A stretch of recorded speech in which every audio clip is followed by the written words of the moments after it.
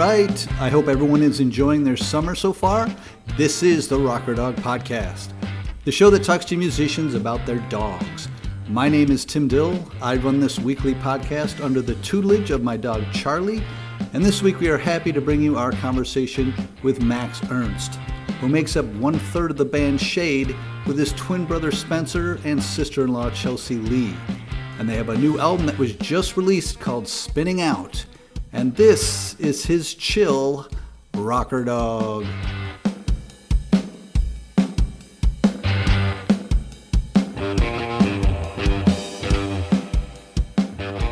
This is my golden doodle Lenny right here. She is 2.5 years old and she is with me all the time. Well, like I said in before we recorded, I've also got a golden doodle, and I understand how they are kind of those shadow dogs or joined at the hip dogs. Oh yeah, she's with me pretty much 24/7. So I live in DC, Washington DC, and my brother and his wife, who are in my band, they live in Virginia, about 30 minutes from here. So she's always with me in the car, and they have like the studio there where we rehearse. And so I just throw her in the car with me, and she's hardly ever really alone. So for the most part, I think it's good, but she's also pretty attached. So that's kind of the one thing we're working on, is trying to get her a little more comfortable being left alone for a few hours. Yes, we have that very much in common, and that's something I want to touch upon in just a minute. But first, this is kind of my boilerplate questioning, but cut back to 2.5 years ago, what instigated bringing Lenny into your life? Well, so my brother is married to our singer, and she was expecting their first child. So I knew that we were going to have, a month or two kind of off. I was like, this is my chance to get a dog where I can, because we're usually touring or there's a lot of stuff going on. And I knew that if I wanted a dog, this was going to be the opportune time. And I grew up with dogs and I love dogs, and I just kind of went for it. It was the best decision I ever made. And what about the process? How did you end up with a golden doodle? Well, my good friend Olivia Prinzi, she had a golden doodle named Larry, and I met him, and he's just the sweetest dog. And I was telling her kind of what I was thinking, and she was like, "Well, you've got to go with this great breeder. They're based out in Salt Lake City, Utah, called Golden Law Kennels." And I reached out, and they had a few litters, I guess, on the horizon. And I just put my name down, and a few months later, I was the first person on the list, and there were 9 puppies in the litter, and 6 of them were girls. So I had the first pick of 6 girl dogs, and that was like a whole other journey of. I'm kind of like, I stressed out about it for weeks, like which one I was going to say. A whole other journey of Googling.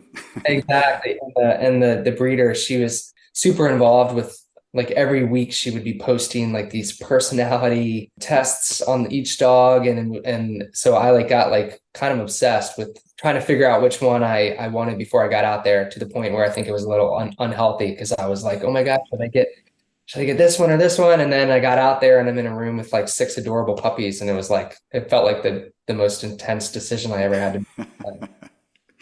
I can imagine. How was she on the trip home? Did you fly home, or did you drive? Yeah. So we flew out there and flew home with her, and it couldn't have gone any smoother. Thank God. She fit in a tiny little carry-on crate. And for the first 4 hours, she was just sleeping under my feet on the airplane. And then for the last hour, she started to stir a bit, and I was like, you know what, screw it, I'm taking her out. So I just was holding this puppy, and like the flight attendants didn't care. So she was really good. She didn't have any accidents or anything. It was kind of amazing. She's just a chill dog. She's just good. Well, when it comes to golden doodles, again, since I have one, whenever my guest has one or just a doodle, I always ask, are you familiar with that New York Times article that ran back in September 2019? The headline was, "Labradoodle creator says the breed is his life's regret."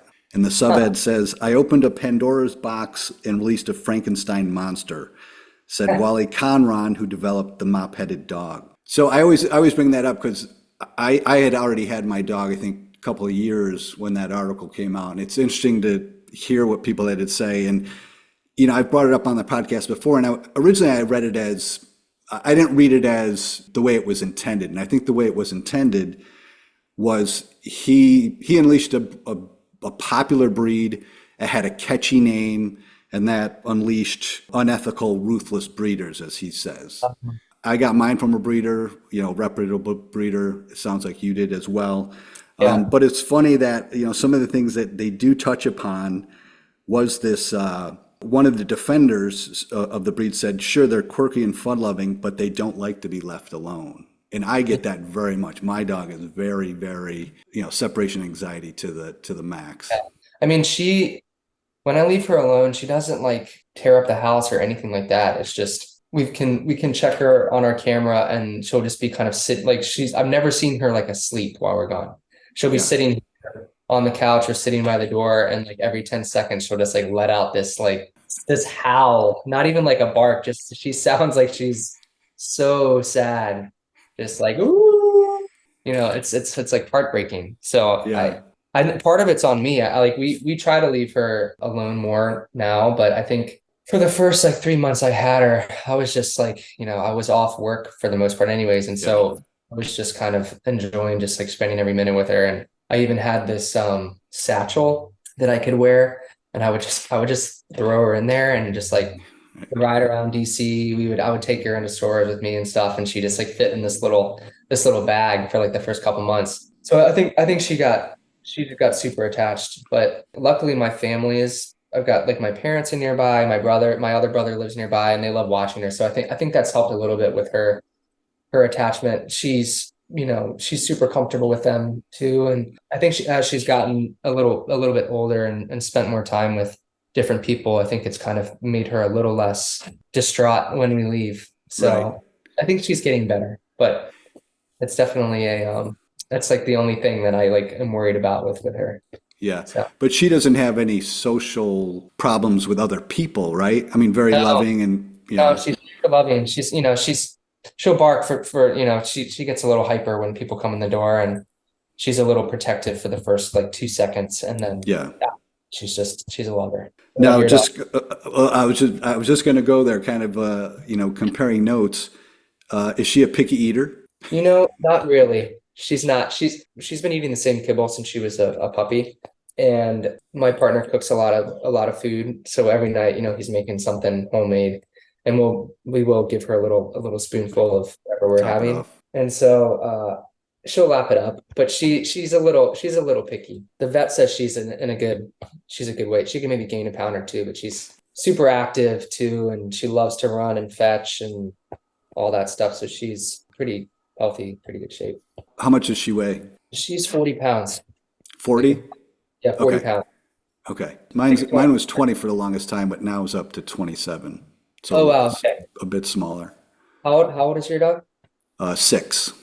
Okay. I'm interested how your dog has kind of changed over time. Have you noticed a drop off on any of the energy levels or any of that stuff as she got, or is it a boy or It's boy a or girl? boy. It's a boy, Charlie. Yeah. I mean, very recently, just on walks, I've been, dragging him on walks a little bit, but it's kind of like we do this loop in a neighborhood, Yeah. and it's, by the end of the loop, he's leading, and by the beginning of the loop, I'm kind of dragging him. So I have been kind of unhooking his leash Ah, just to let him roam a little bit, and because he doesn't want to lose me, so he always yeah. catches up.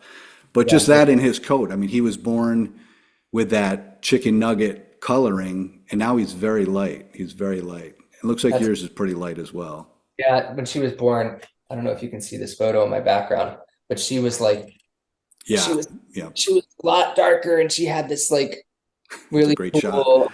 Yeah, she is. So she's gotten lighter and lighter, but I think I'm hoping she keeps some of her dark coloring around her face at least. Yeah.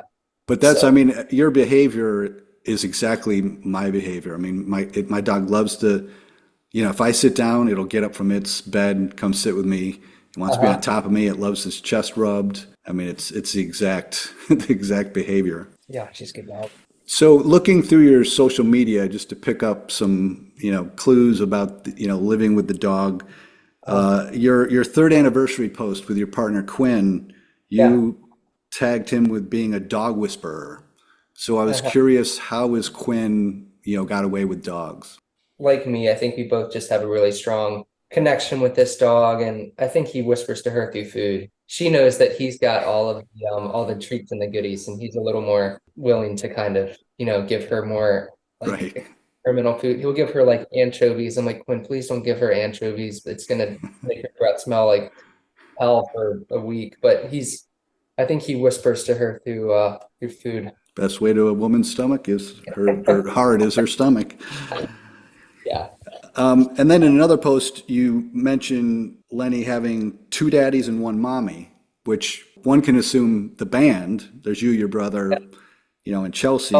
But I yeah. believe it's you, Quinn, and I couldn't get her name, but Allie? Is there an Yeah, Allie? yeah, exactly. Yeah, so Allie, so I guess I got Lenny over 2 years ago, but when I was living here, my friend Allie was living here as well.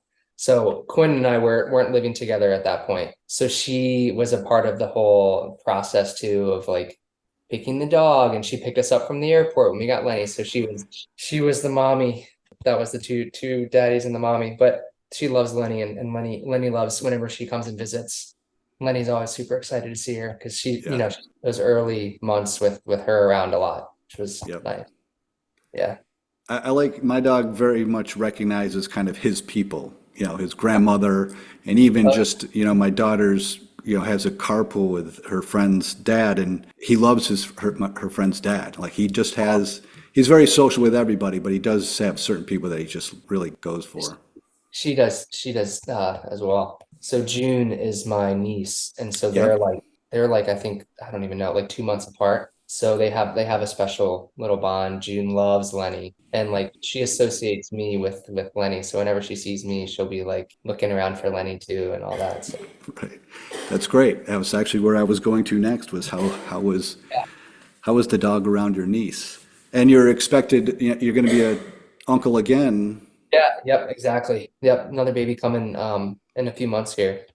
So yeah, Lenny's really good with June. I think she's never knocked her over or any of that. I think she's like a little bit.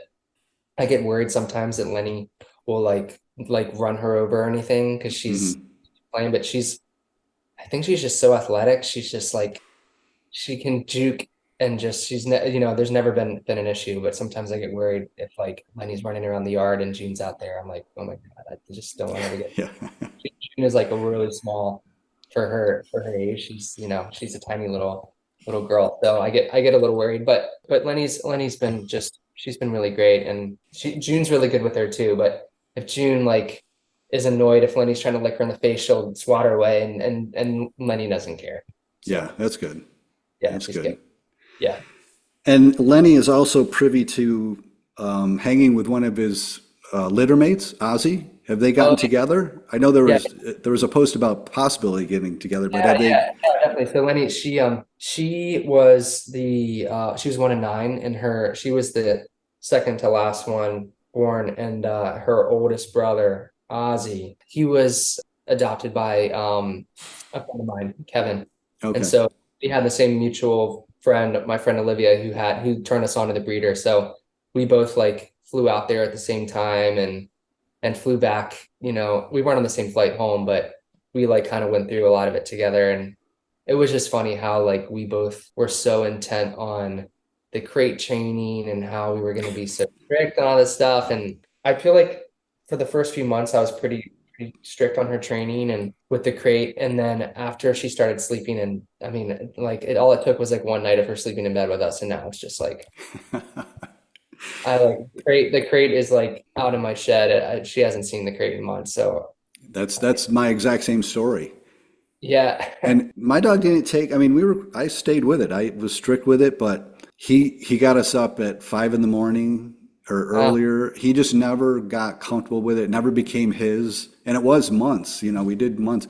And then that one night when he slept in bed and he let us sleep as late as we wanted to and got up with yeah. us, I'm like, all I right, this is our new way of life. I know it's better than the alternative. Yeah. I agree. She was always restless in the crate, and it just was, I don't know. And there's something nice to sleeping with your dog too. She sleeps. It is. I love it.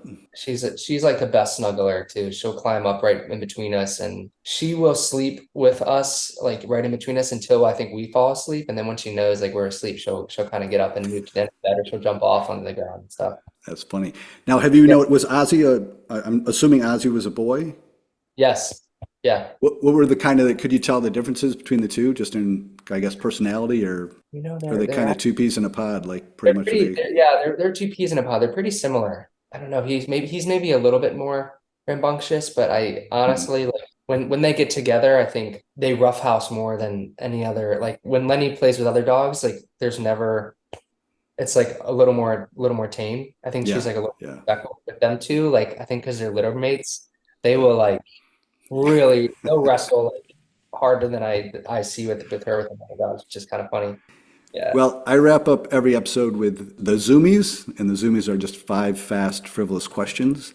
So the first question, which I kind of saw earlier, but do you kiss Lenny on the mouth? Oh yeah, definitely. Okay, that's it. That's the correct answer. Yeah. Question two, does Lenny have a theme song? If Lenny was walking the red carpet, what would she want playing? I love Elton John. I'll play Benny and the Jets often, and swap it to Lenny and the Jets. So Yes, makes perfect sense. yeah, that'll get her going. I love it. Now, has Lenny been to a gig? I don't think she has yet. She hasn't been. She's around music all the time because I've got my piano over here. I'm playing music all the time, and she loves listening to music. I mean, she'll whatever she's doing, she'll just kind of I don't know. She'll I think she enjoys it. I mean, I can't say for sure, but I think when she was a puppy, I would play on the piano and she would like curl up under the bench and like be like right next to the soundboard. So I think she associates it with calming and all that Yeah, stuff, which that's is nice. cool. But she hasn't been to a concert yet. No. Okay, well, so hypothetically, if Lenny toured with you, what would Lenny want on the tour rider? Her favorite food is we make homemade pasta. So she loves Oh, like like the spaghetti or the like yeah, I'll make linguine? like long linguine noodle over and she'll slurp it up. That's her favorite treat. So she would want some pasta. Awesome, just like Lady and the Tramp. Yes. Question four, do you use a dog voice to speak to her? Oh yeah, I've got a lot of different voices for her. I kind of like a little like Yasha Baja. I'll talk to her in this kind of voice right here. I don't know. It's hard to do on And the spot, I get but you, I get you. she's got lots of different ones, and we call her. She's What about giving her a voice? If she was personified, do you know what she'd sound like, or do you give her a voice? well, one of her many nicknames is Gritzel, and so if we gave her a voice, we sometimes will just say like, "I'm a Gritzel." That's her voice. That's the only voice we try to give her. I think it'd be Well, low. She's got a pretty low like voice. Her bark is pretty deep, but I mean when she howls though, it's like a whole song. She's got the whole range of octaves going when we're gone. So we don't really hear her much. She's pretty quiet until we're gone, and then we turn on the camera and she's like won't stop howling. yeah, I didn't realize my dog howled. We didn't have a camera, but when I was gone, my daughter took a video, and so, like I was like, "Oh my gosh, I never realized." I And know. last but not least, I always ask if there's a dog organization or a service that you'd like to give a shout out to. Yeah, there is one. I'm gonna make sure I get the name right. It's called Sweet Paws Rescue, Okay. and based in Massachusetts. We had this really dear friend named Brenda Goddard who she sadly passed away a few years ago, but she worked for this organization, and our last dog, Stevie, she was born with this heart condition that we didn't know until later. She was a rescue, and she she was like 5 years old, and she started having all these seizures, and we found out that she had like this super low heart rate, and so they Hmm. had to put a pacemaker Oh in my her. gosh. And the surgery was like thousands and thousands of dollars, but she just had so many connections through animal hospitals all Right. around. She was able to like basically get it for almost nothing for us, and it saved my dog's life. So That's the great. org, Amazing.